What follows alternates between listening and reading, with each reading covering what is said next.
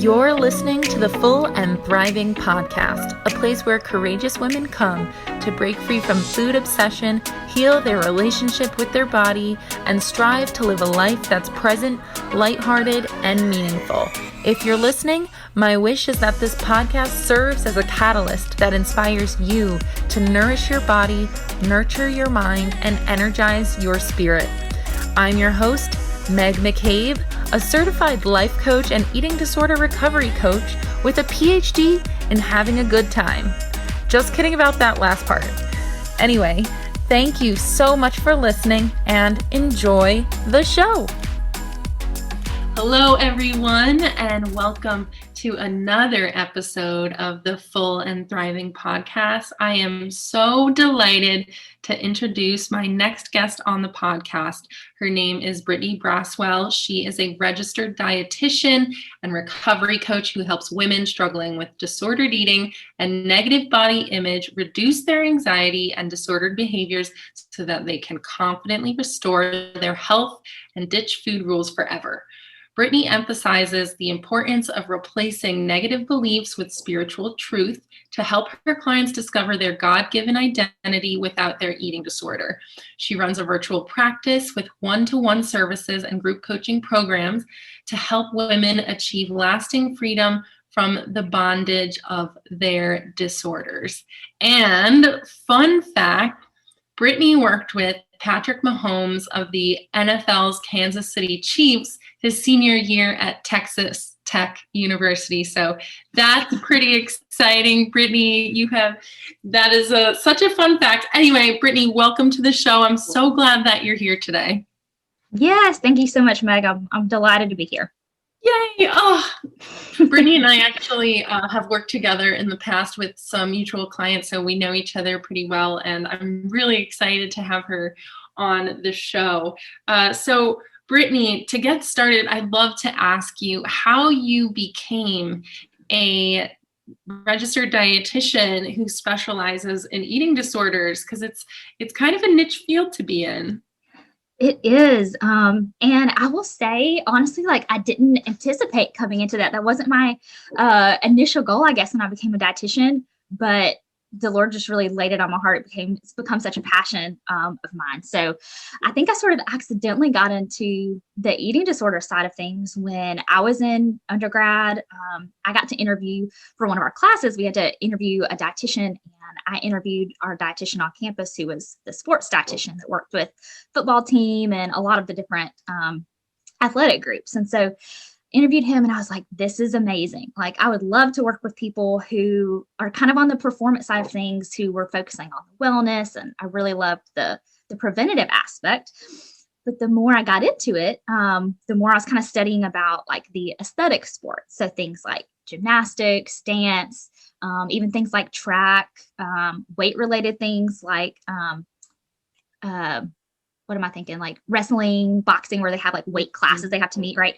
And the prevalence of eating disorders and disorders eating was so much higher in those areas.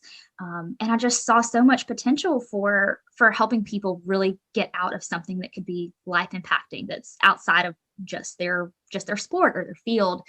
And so I got into grad school intending to go into sports nutrition. And as the Lord would have it, the professor who I thought I was going to be working with transitioned to another university a couple of weeks before I started grad school.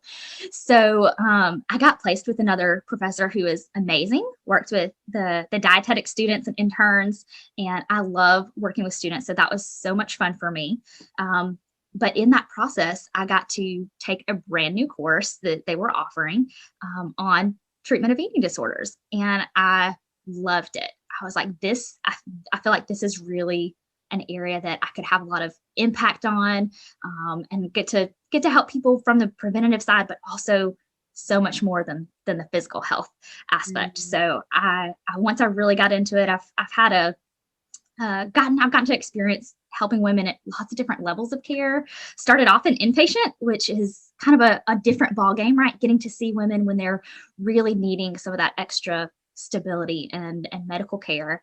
And then I've also gotten to work with women, currently now at the outpatient setting, but also in sort of the residential and sort of live-in treatment setting. And I just really love it. I find that there's so much room for these women to grow, and that the recovery process is not just about weight restoration. It's not just about nutrition. And this is coming from a dietitian, right? Like, it's not all about nutrition. I think it's a super important part of it, but I really love having the opportunity to impact women just past the physical point too. Wow, that's really amazing. And I can totally identify with that. There's so much more to eating disorder recovery than just the food and the body. Mhm. There's so much psychology behind it. And what we're going to be talking about today is really a big part of recovery. And I guess that's a really good chance for me to introduce our topic, which I'm so excited. Today we will be talking about limiting beliefs and how those have an impact on your recovery journey, and also how you can start reframing your limiting beliefs so that you can really realize your full potential in your eating disorder recovery journey.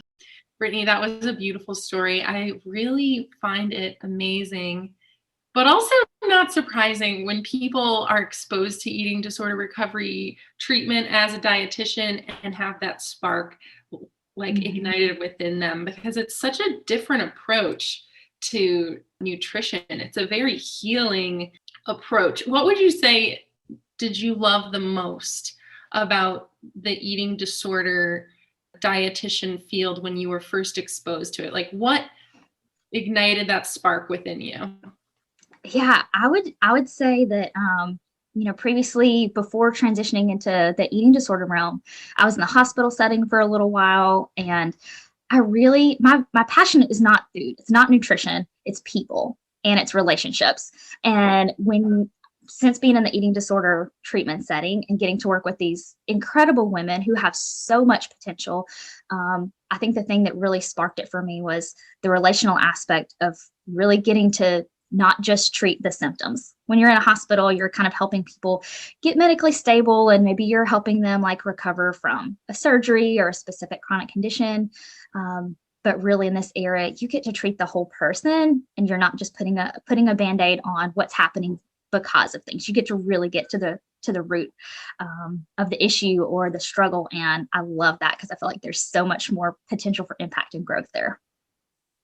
I completely agree. And that is so exciting. We're really happy to have you here today and to be talking about limiting beliefs. To set the stage for everyone, could you define exactly what a limiting belief is for those who might not know? Yeah, absolutely. So a limiting belief is really just an untrue thought pattern that can make you feel stuck. Okay, so it doesn't mean you are stuck because you believe it, but can make you feel that way. And it's often going to prevent you from really reaching your goals. So this holds true in the eating disorder recovery space as well as other areas of your life. And so that's something I like to explore with my clients. And we really back it up to, before we recognize limiting beliefs, we really start off with core beliefs.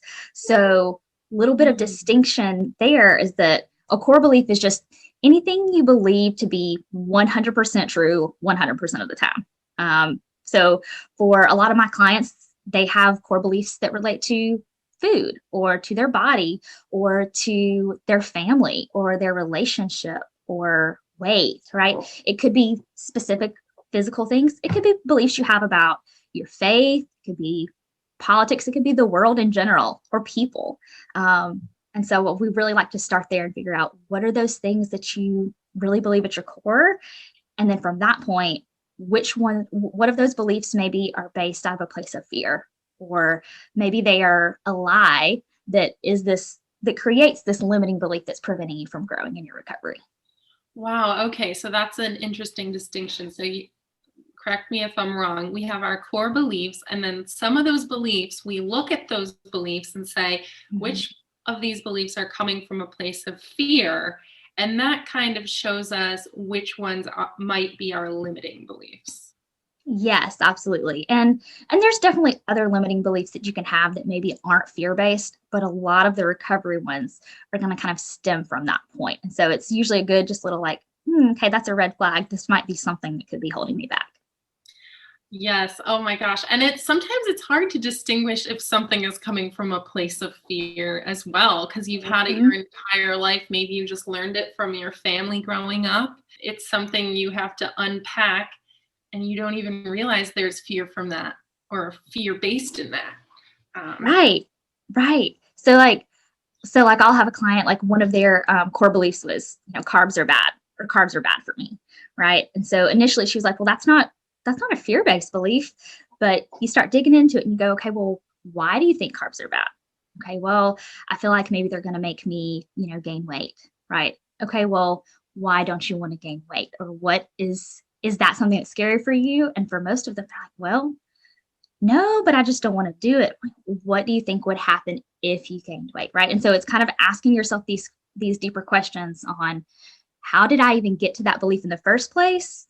And usually once you start answering those questions, you can figure out, okay, is it just a misbelief? Is it something that I've just heard growing up? There's no maybe emotion tied to it. It's just, I just believe it's true because that's what I was told. mm, 2 + 2 = 4, right? Like, mhm. I'm not, no major emotion associated with that. It's just a belief. And some of them you'll kind of see, okay, well, maybe the thought of that happening is actually a little nerve wracking or anxiety provoking.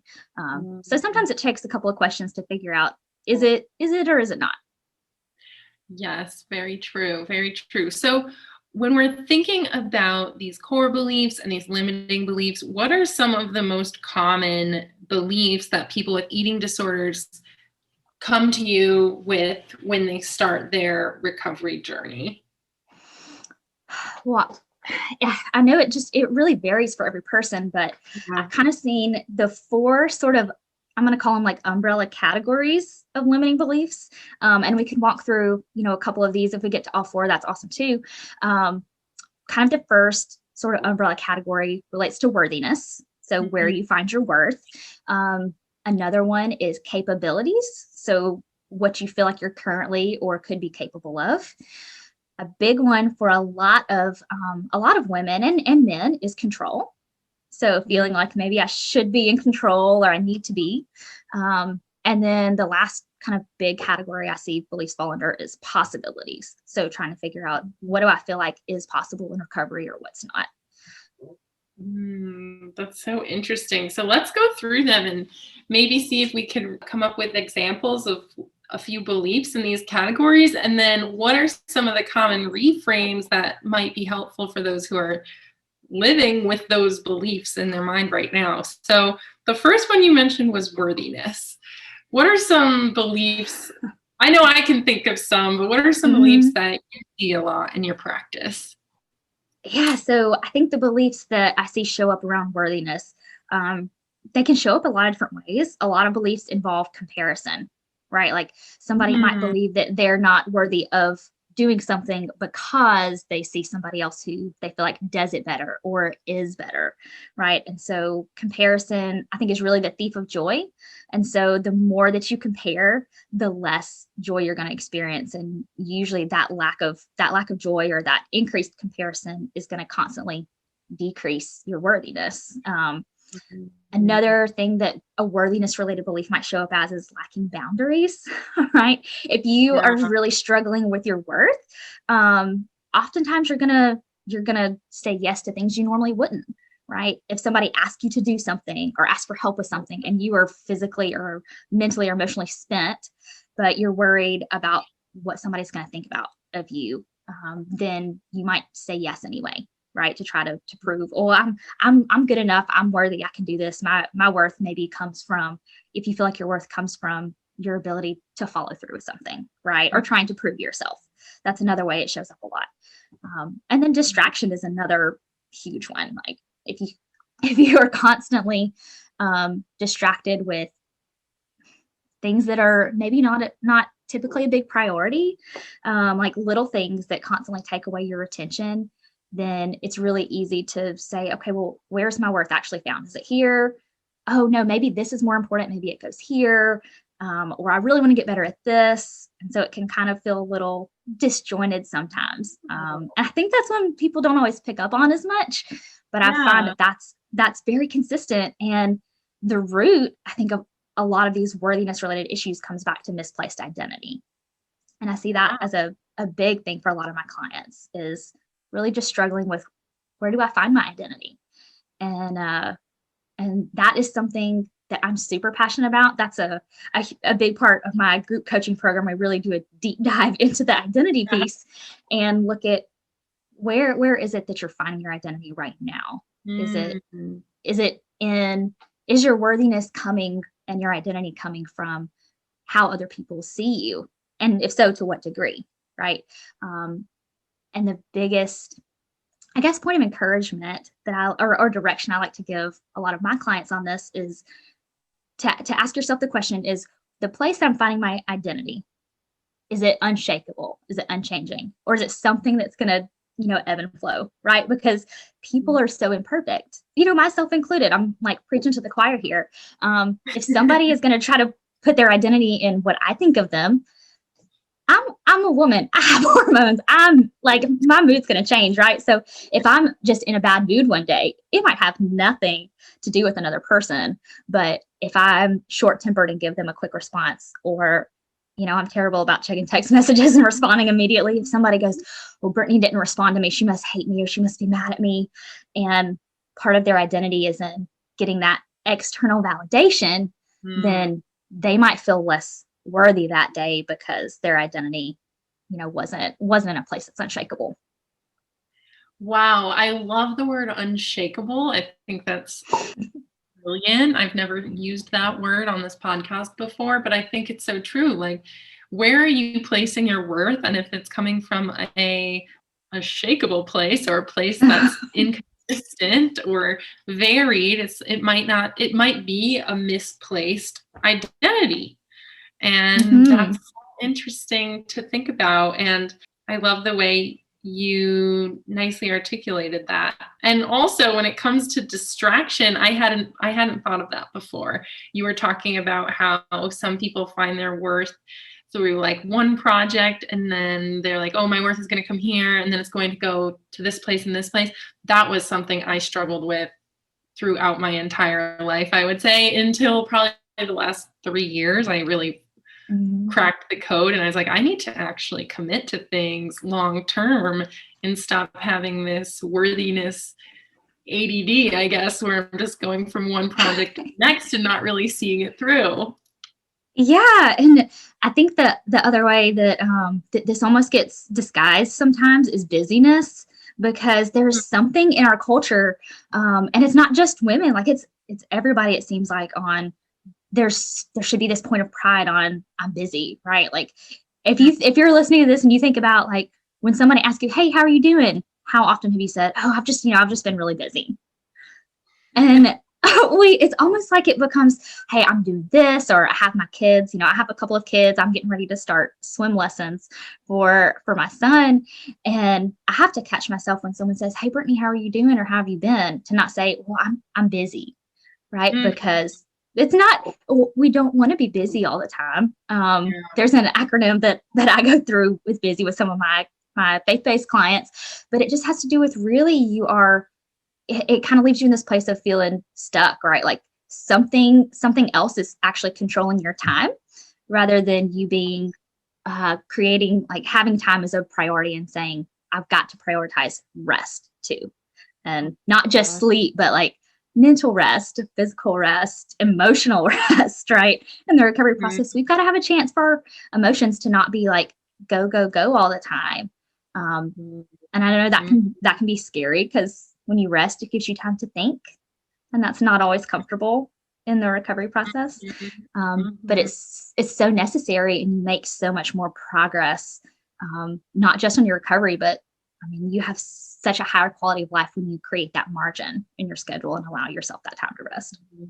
I completely agree. And I will assign people homework to rest throughout the day, because I find eating disorder recovery clients, they get trapped in that loop of busyness equals worth or productivity equals worth. And Yes.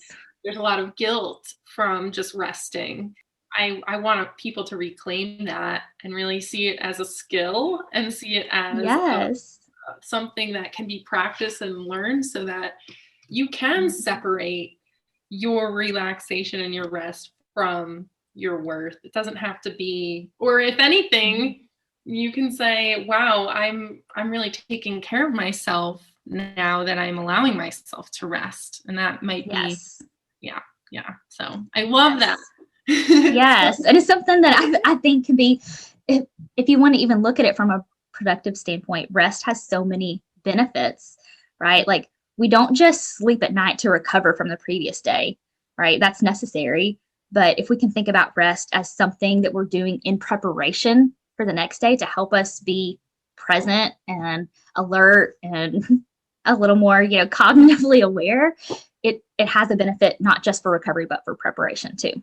Yeah, it really does. There are benefits in moving forward. Rest isn't just about recovery. It's about recharging and re-energizing, so that you can show up in a better place when you're ready for those moments when you do actually need to be productive or present. Yes, absolutely. Yeah. Okay. So we just went over number 1, which was worthiness. What about capabilities?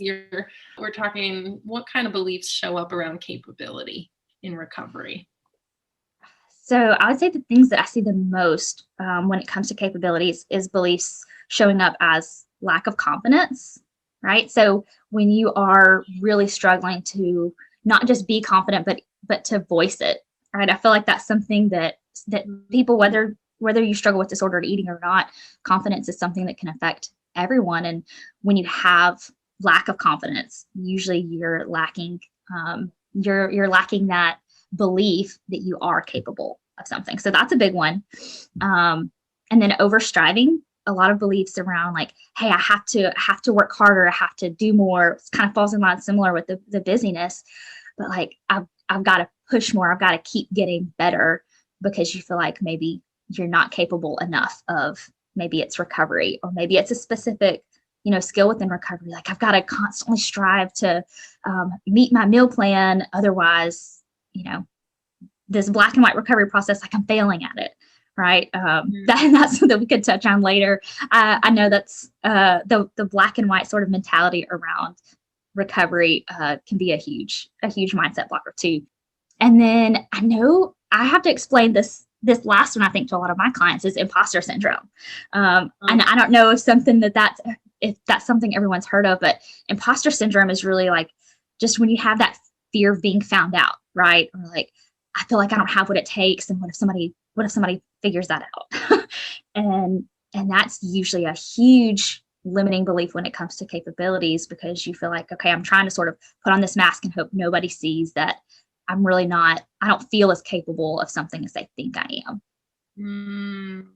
Yeah, I see that one all the time. Imposter syndrome really, I think, resonates with a lot of the listeners. How would you reframe imposter syndrome if you have a client who comes to you saying, I don't think I really have what it takes, and I don't want the world to know that? And do you have a way to reframe that? Yeah, so I would say, like, for capabilities, a lot of that, the root mindset issue there is looking at, do I have a fixed mindset or a growth mindset? And so a fixed mindset would be where you have this belief that your basic abilities are just fixed traits, right? That you're given a certain amount of intellectual ability or whatever it might be, and that's what you're given with, and that's what you've got to work with. Whereas the growth mindset is when you believe that your abilities can be further developed, right? That with maybe you get some teaching or coaching, maybe you put in a little bit more time or energy or effort into learning something or developing. And persistence is a big one, right? Like that when something comes up against you, especially in the recovery process, that maybe your meal plan doesn't go exactly how you wanted it to that day. Or maybe there's a trigger that comes up that you didn't even know was a trigger, right? And instead of just saying, okay, well, obviously, I'm not capable of overcoming that, then being able to persist and say, well, let me try a different coping skill the next time, or let me approach it a different way. Or maybe when I'm in a different mindset on another day, I'll be able to overcome that differently, right? And so having that persistent mindset. So I think kind of a big way to reframe is to really just notice your wins along the way. I love celebrating wins with clients. And it's, I think this is a general people struggle as a whole, is that we want to just celebrate like the huge wins, right? Like we want to say, oh, I'm recovered, or I've been in recovery for X number of years. We don't want to say, hey, I took a bite of a brownie today and I haven't had one in 10 years, right? Or I put sugar in my coffee. I always drink it black and I put a spoonful of sugar in it today. That's a huge win. And so when you can celebrate those along the way and you can see the growth in the process and you're not just focused on that end line, I think that's a huge way, to stay away from, I'm just going to focus on the final result, but I'm going to notice those wins and that growth along the way. That is so important. And it really does keep motivation up too, to just always focus on those little victories. Because I know a lot of us are perfectionists and we think and black and white thinkers. And if we're not fully recovered, we haven't succeeded yet. But really, it is a true success to take that bite of a brownie after not having it for 10 years. I couldn't agree more with you on that one. So I really love hearing about those reframes for those limiting beliefs on capability. That was really insightful. Number 3, you were saying the next umbrella of beliefs is about control. Yes. What are some common beliefs about control that you like to see, and how might you reframe those for those with eating disorders?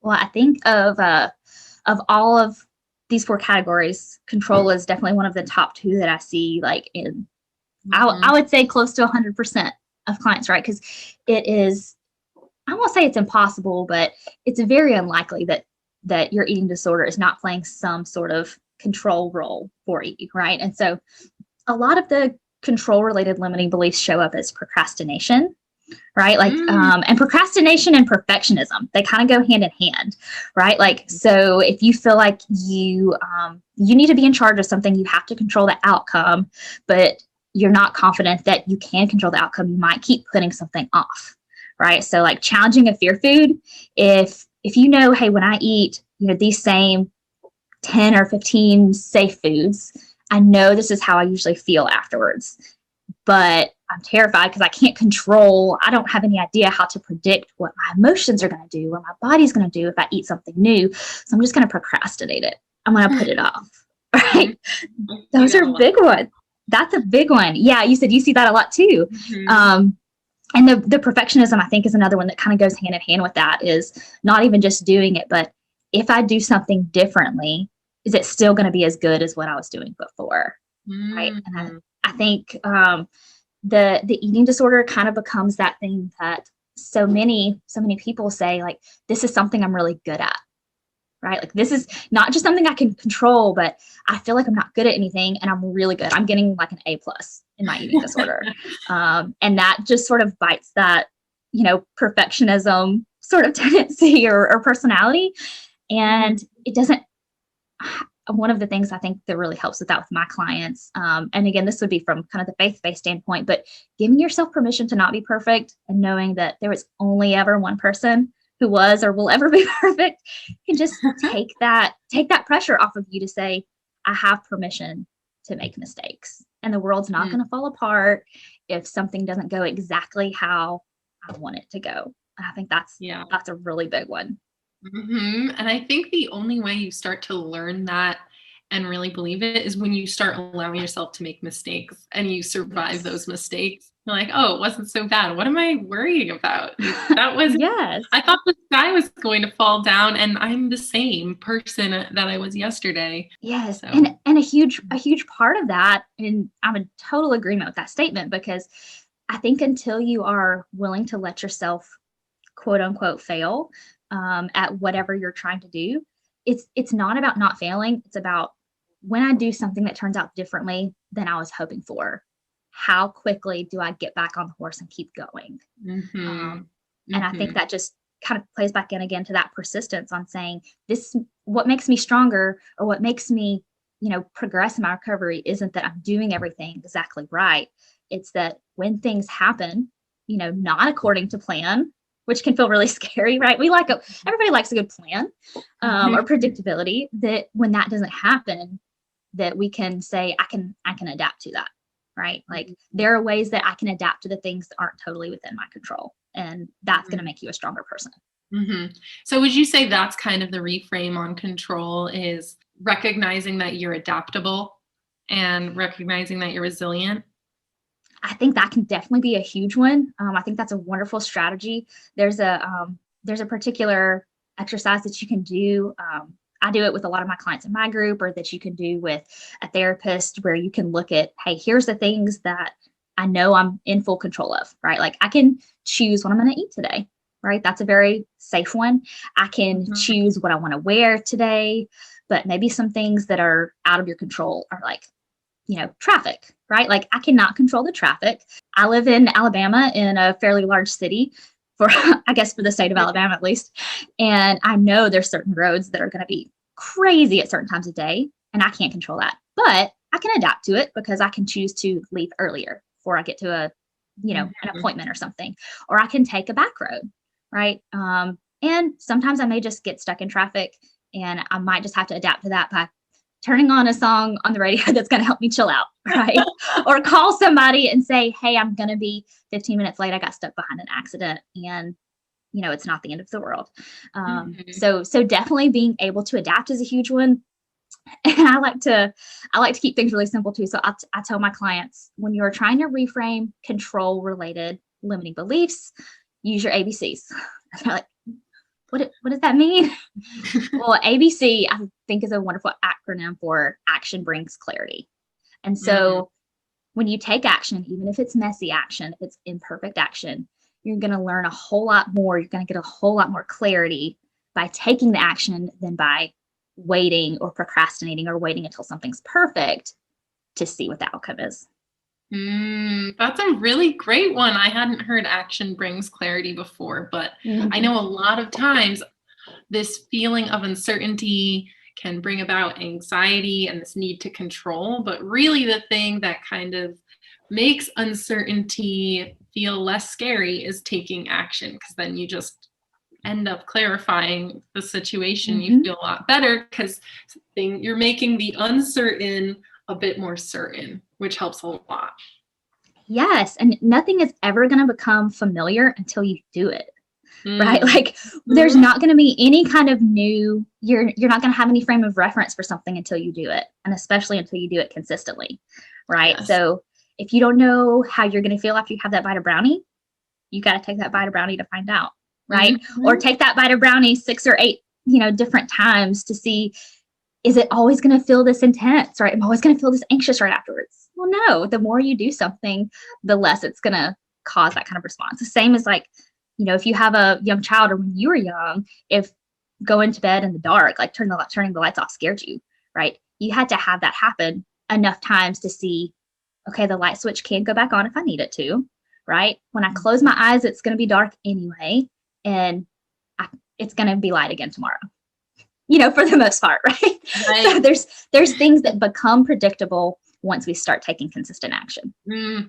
I love that. It's so helpful. Repetition when it comes to exposing yourself to fear foods and changing your behaviors is so key. You can do it once and you will learn a lot from trying it once, but neutralizing that fear and anxiety comes from the repetition piece. And yes, I couldn't say that more and more to everyone I work with. It's like, you got to keep going to bring down those levels of uncertainty and anxiety. Yes. So, yes. And I completely believe that those can be overcome. I've seen it enough times to see that you don't have to live in constant anxiety, that it's, you can push through it, but you got to be able to sit with some of the discomfort through the process. Exactly. All right. And our fourth umbrella of beliefs is about possibilities. So could you explain how Yes. that goes off? Yes. So limiting beliefs that you might have that might be keeping you feeling stuck from recovery. When it comes to possibilities, this shows up a lot in the arena of fear of failure. So if you don't know what's possible or you feel like something might not be possible, it's usually because you're afraid that you're not going to carry it out in a way that feels like success, right?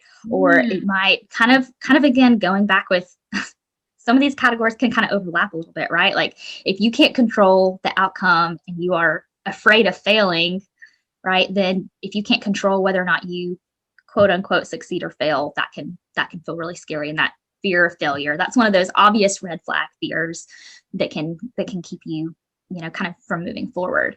I think self-doubt, limiting beliefs around self-doubt are another big one. If you are doubtful of what's possible in your recovery, if you are doubtful that recovery is even possible at all, like, well, maybe I just need to learn, I just need to learn to live with this disorder, and I'll follow this meal plan. I'm technically eating enough, even though it's only this, small handful of foods, right? Like I'm still going. If you've got that belief about, what is possible and that there's more to life and there's more to your recovery, then you're going to typically see that show up a lot of self-doubt. Um, and I Mm. and I think lack of persistence is the other big one I see. And we talked about persistence a little bit, but if if you are if you believe that recovery, if we stick with this example, that recovery is not possible, then that gives you no motivation to want to persist, to want to try something again, even after that, you know, again, quote unquote failure shows up, right? Like if you gave in to an urge and say, well, obviously then it's not even possible for me to recover because this just happens every time, then you're not going to say, well, let me try it again, or let me do it another way. And so if you're noticing that type of belief coming up on, like, or that even that's kind of an action, I guess, is, or lack thereof is lack of persistence, that can be a good little sign that you might be dealing with limiting beliefs around possibilities. That's so interesting. It is a really clear window, I think. And I've never really thought of it that way, but if you're just trying things once and then avoiding them after that, because you're like, oh, there's no way I can do that again or keep going, it might be a little bit of a clue that you don't believe full recovery is possible for you. And that's really hard because I know intellectually so many people can go on YouTube and find people who have recovered, right? They're like, Right. intellectually, I know recovery is possible, but you really have to dig deep inside yourself to say, okay, but do I really think it's possible for me? Yes, yes. And this is where I think the persistence, like overcoming that, is so key, because if we go back again, to the brownie example, if I do a challenge with some of my clients sometimes, and I was talking about this with somebody earlier this morning, is if we do like an exposure challenge with a fear food. So if we use brownies as again the example, and I say, okay, well, give yourself a small brownie like 2 or 3 times a day for the next week, or have a couple of bites worth of brownie with every meal or every snack that you have for the next week. It's not enough to necessarily be like a full dessert or add on. It's just enough for that exposure to say, I'm going to taste it, I'm going to eat it, I'm going to see what emotions come up. Then they'll come back sometimes and say, well, what happens if I eat that couple bites and then it's just not enough and I just binge? I'm like, well, that's a possibility, right? But that also doesn't mean that's failure.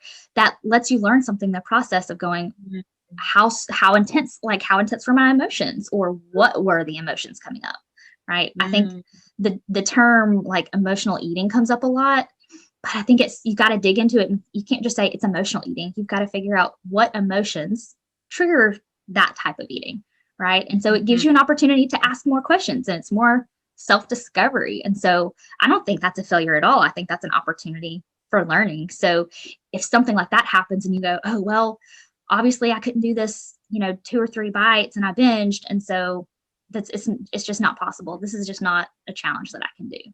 Right. That's where you have to say, I'm going to be persistent. I'm going to do it again, because it's not going to end up in a binge every time, but it might start off that way. And that's okay. You have to give yourself permission to, follow through with action and see what clarity comes from it. Like we were just talking about a minute ago. And it's when you when that lack of persistence stops you and allows you to, you allow it to keep you stuck instead of just saying, okay, I'm recognizing what's happening. That's when the progress, that's when it kind of becomes the norm, right? Instead of just, it goes from a thought to, okay, well, I believe this, so now it's gonna be true. That is such a good example. You're not going to binge every time. It's almost an experimental process too, recovery. Yes. You have to keep going and trying again. It's not going to produce the same results every single time. Sometimes you're going to have a bite of brownie and feel loads of anxiety. Sometimes you might binge. Sometimes it's just going to be a very kind of relaxed experience and you just move on with your day. And it's noticing when those emotions come up and digging deeper, which I'm so glad you mentioned. Yeah. So yeah. I was just going to add one thing to that, is that I think if you're noticing those kind of things come up, right, like that self-doubt or fear of failure, lack of persistence, I think one thing that can help with that, even before you try to start reframing, is just recognizing that there's probably a root issue or concern there around your lack of faith or hope, right? Everybody has faith in something. And whether you're looking at spiritual beliefs or anything else, fear is faith. It's just putting your faith in something that hasn't happened yet, right? And so thinking about, where am I placing my faith? Do I have faith that recovery is possible? Do I have faith in the possibility or hope in the possibility? Or am I placing my faith in an unknown future that I'm just terrified is going to happen? I love that. I think that's really helpful. And you could ask yourself that question within recovery and also in life. Whenever you feel fear coming up, just ask yourself, where am I placing my faith or my trust? And that's so eye-opening. And would you say that's kind of the step to reframing that possibility umbrella? Yeah, I think that leads you like right into it, because I think one of the best ways to reframe, especially when you don't know, I mean, possibilities have to do with the future, right? Like, so in order to see what's possible, I think it can be really helpful to turn any of those negative limiting belief statements into an open-ended question. I love open-ended questions, and I think this can become super empowering, because an example might be, okay, my limiting belief might be, well, I'm never going to recover from my eating disorder, or I'm never going to stop binging. It's always going to be like this, right? And so taking that negative statement that's keeping you feeling stuck and turning it into an open-ended question, like, well, what can I specifically do to defy my eating disorder today, right? Like, I'm not focused on the very end. I'm trying to figure out what's possible in this moment. So if the eating disorder is telling me to restrict, what can I specifically do to defy that right now? So maybe it's opposite action. Maybe it's saying, I'm going to go at least have a snack, right? I'm trying, if the thought is I need to restrict my whole meal, I'm going to at least eat something and just defy the eating disorder, disobey it, right? I don't have to be obedient to the eating disorder. And so you can just ask yourself those kind of questions in the moment. And those can be really great ways to feel like I don't have to have an answer, but I can at least ask myself a question about what I could do to see what's possible. Yes. That's such a simple tool, but very effective. And I know for a fact that sometimes just asking an open-ended question can expand the way you think. And that can bring so much relief in the moment. Yeah, absolutely. All 4 of those umbrellas, which I love hearing all of the ways you were able to reframe and articulate what these beliefs do and how they show up in recovery. You also mentioned earlier to me that you had some tools. And I know you just came up with one, the open-ended question, but do you have any tools? Like if someone has a set of beliefs in front of them that they're looking to reframe, are there any more tools that you suggest applying to these thoughts and beliefs? Yeah, so I would say if you've kind of got a list of your core beliefs, and this is something I go through with my clients in depth, one-to-one and group coaching, because I think one of the biggest tools that you need is outside perspective, because it's so hard to tell when you have a core belief if it's something that you constantly believe is true, it's really hard to just in your mind look at it and justify like, well, maybe this isn't true, right? You kind of need some outside perspective. So whether it's a team member, like a recovery coach or dietitian, or a therapist, maybe it's a friend or a peer. I would kind of, my encouragement or caveat with that would be to make sure you're getting that outside input from someone who's not going through the same struggle as you are, or at least who's not in the same stage of it, that's further along than you, to have some of that outside perspective. And I know sometimes it can be hard to find accountability or to be willing to be open with people.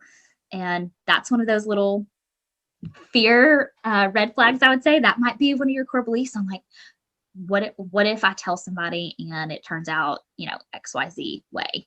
And so that gives you an opportunity to say, well, I don't have to tell everybody everything, right? But I need at least one or two people that I can be honest with. And so one of my first suggestions is to get not just support, but accountability, because there's a difference, right? Yeah. You can have somebody that loves you, that's helping you go through the process, and they say, hey, let me give you some encouragement, let me pour into you.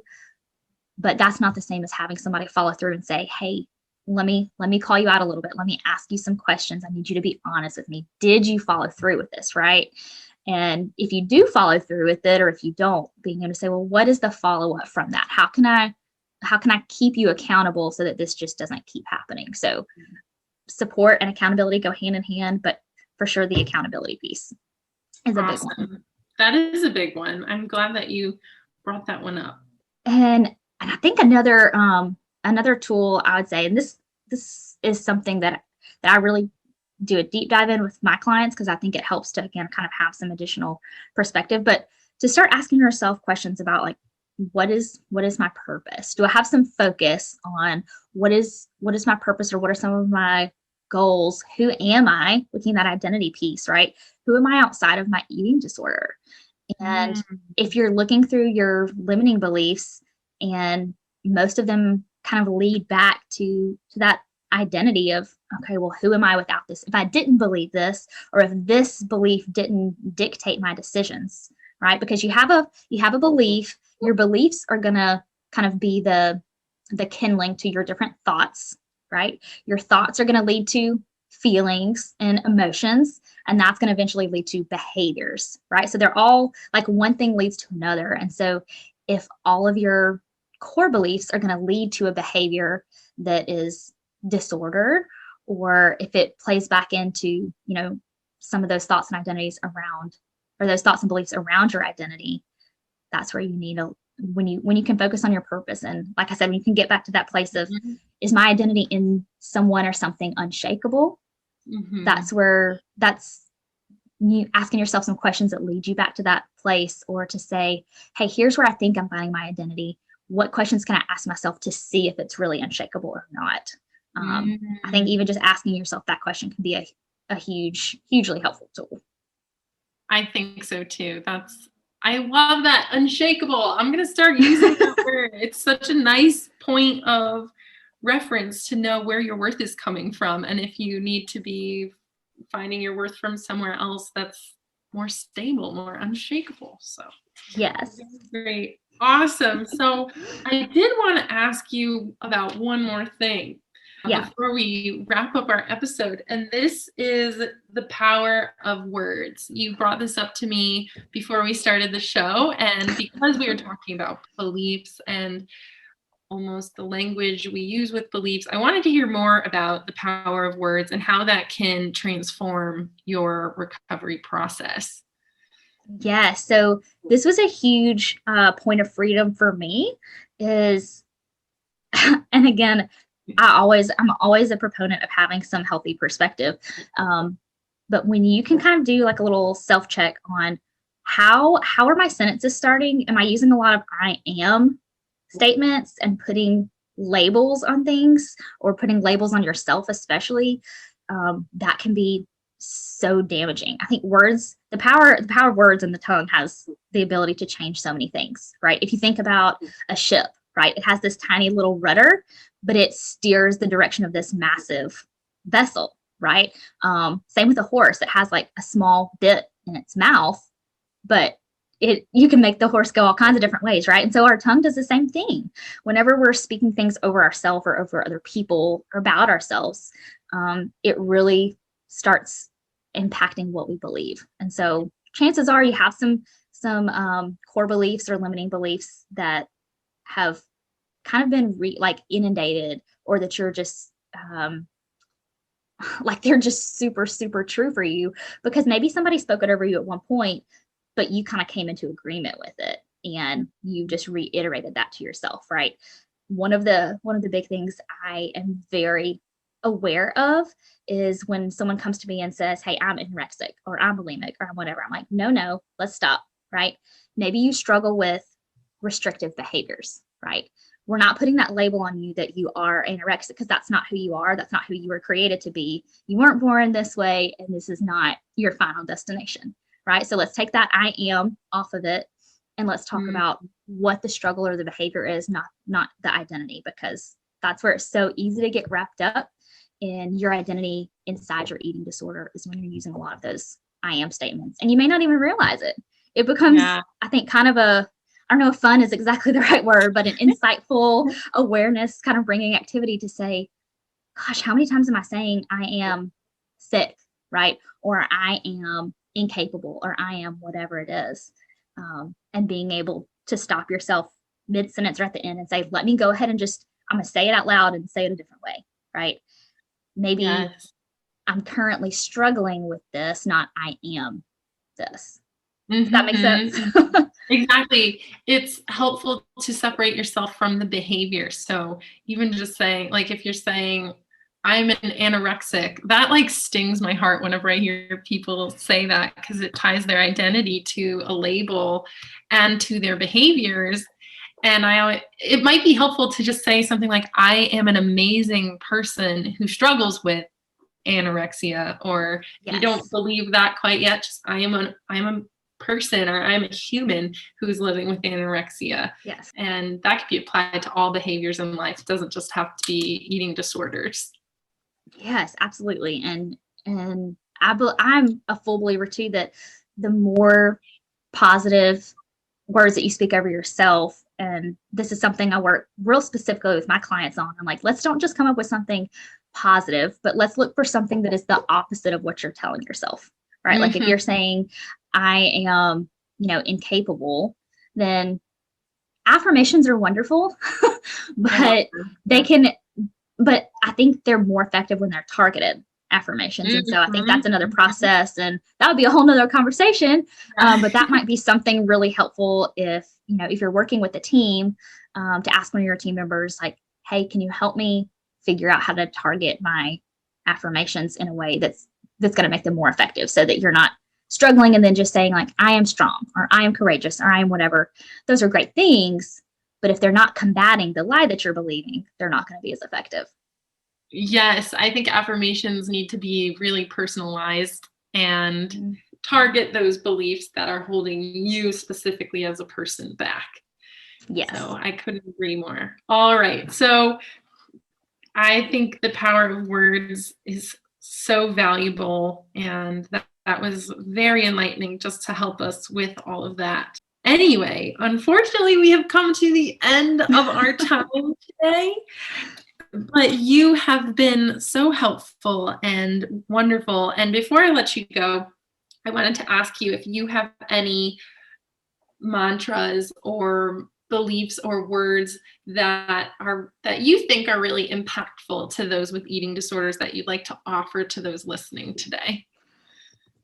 Yeah, so what I'll say about this, kind of my personal one actually comes from an experience in a small group setting. I have a friend and kind of mentor who's really spoken a lot into my life, and I won't go into the whole backstory of it, but my husband and I were struggling with infertility several years ago, and in the process of, I was already working with some women in the recovery arena, and one of the things that this mentor of mine spoke over me that I love to encourage my clients with is actually scripture. And I think your sort of mantra or your encouraging statement can be lots of different things. Scripture is one that's really important for me because for me, it's an inarguable truth. right? So if I'm believing a lie and I can replace it with something that I believe is true, then I can't argue it. And so, so this verse that she spoke over me was from Mark 11, verse 24, and it says, "Therefore I tell you, whatever you ask in prayer, believe that you have received it and it will be yours." And I love that for my clients who have that faith foundation. A lot of them really find a lot of hope and encouragement in that, because when you're in the middle of the recovery process and the struggle, it's sometimes hard to see the end. And I think there's so much power in Thanksgiving. And so being able to say, Lord, even though it hasn't happened yet, thank you that you are leading me through this recovery process. And I am believing, right? Coming back to those limiting beliefs, like I'm not going to choose to have a limiting belief that I'm not worthy or that I'm not capable or whatever it might be. I'm believing that you're bringing me this gift of recovery and that it is mine and I'm on my way to receiving it.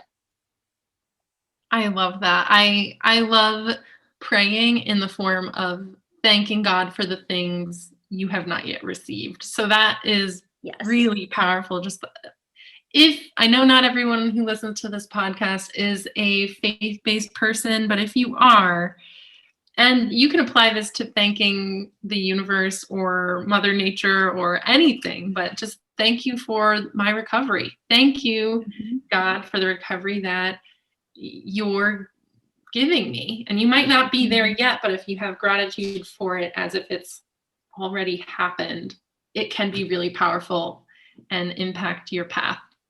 Yes, absolutely. 100%. I think it has so much potential to even help you, like starting your day off with that Thanksgiving or that gratitude can help you notice things during the day that are those little wins or that you're grateful for along the way. So I think it can be a huge perspective shifter too. Awesome. Well, thank you so much, Brittany. I am so grateful for you to come on the show today. Do you have, before we leave, actually, could you please just share where everyone can find you and how they can get in touch with you if they'd like to work with you? Yeah, absolutely. So easiest way to get in touch with me, you can head to Instagram. I'm at Brittany Brasswell RD. Or if you want to head to my website, it's brittanybrasswellrd.com. And I do have some free tools. We talked about a little bit today on margin and schedules. I do have a couple of free resources that can help you create hopefully some margin. And if sort of that faith-based approach is something that you're interested in, I do have a free ebook to download that walks through the 10 principles of intuitive eating from a faith-based perspective. So so that's there if anybody would like some additional free support. And then I'd love to, I'm on Facebook as well at Brittany Brasswell RD, but I host a support group there for women free of charge that does have a faith-based component to it, but we just have a lot of fun, try to get some encouragement and resources to you throughout the week. So you can find that through my Facebook page. Wonderful. Those are going to be amazing resources for all of you listening. Definitely go check those out. And Brittany, I hope you have an amazing day. Thank you so much for being on the show. Yes, thank you so much, Meg, for having me. I'm grateful for you as well, and for all of your listeners who are tuning in.